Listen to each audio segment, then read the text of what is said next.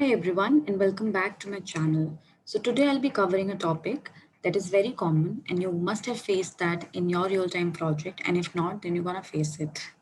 So yes, I'm talking about merging the Excels. Now there could be two scenarios. Either you have one folder in which there are multiple Excel files and you need to consolidate the data and send it over, or you have multiple directory location in which you're having the files and you need to consolidate it. So we'll pick up the multiple directory option, because if you're clear with the multiple directory option, then definitely a single directory is way too easier than multiple directory. Let me open one of the directories to showcase you the content over here. So each Excel is having three columns: student, subject, and their grade. So altogether we have four Excels residing in two different directories, and we're gonna combine all of it in a single consolidated Excel in just few seconds. So let me just run this particular program. And over here in this directory, you're going to see a consolidated Excel having the merged data from all the Excels residing in the two directories. Now, if I just open this consolidated Excel, you will see that you have a merged data here with the student, subject, and grade mentioned here. Now let's see how do we implement it, post which we are also going to see a variation of the same. And I've done nothing. So it's simple that we're putting one assign to first get all the subdirectories, which means if you're having multiple folders in which the Excels are residing, you can get all the folders inside a folder. So suppose if you're having all your Excels inside just one folder, you can skip this assign and you can skip this loop. Now we are getting all the files with an XLSX extension. This is just to avoid any other file that is already existing. Now suppose over here in this class B, if I even create a notepad file, say test. So this can simply be avoided if we actually mark the extension that we only want the files with the XLSX extension, that the robot is only gonna pick up the Excel files and no other files. Once we have all the files, so this is a list in which we are having all the files. So we are looping one by one. We are picking one folder. We are getting all the files of that folder in file list. And then we are adding all of them in a main single list, which would be the main file list, or you can say.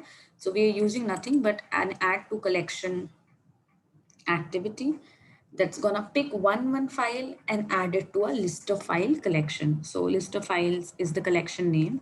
So it's gonna add it. Now, once we have all the file names with their path, we have to just iterate over that array, read all the files, and then keep on adding it to the data table. So over here, we are doing extracted data.clone. So what actually clone does nothing, but it actually copies the structure. So whatever structure this extracted data table is gonna have would be copied to the merged data table as well, because that would be a final output, that we need a merged data table that is containing the data of all the Excels. Then we have this for each, and we open Excel application scope and we use read range. You can avoid the Excel application scope. You can even use a read range of the workbook, and we're just reading it. Make sure you mark add headers option if you want to have the header also. If you want the header to be skipped while reading, because your actual data starts from the second row and you're just copying it here in the extracted data table. Once it has been extracted, you are merging it. So the source and destination is given. It's a direct activity of UiPath that you can just drag in. You can provide the source and destination, and the missing schema action would be add, because you're trying to add it to the final data table. And then I've just used a right range at last to copy all the data. So that's how you get this consolidated Excel here, over here. Now I was talking about a variation that we can introduce. So let's see what that variation is. As of now, all our Excel is having only one sheet. But what if each Excel is having an n number of sheets and it is not fixed? One Excel may contain one sheet, the other Excel may contain 10 sheets, and so on. And then how are we going to deal with it? So it's simple.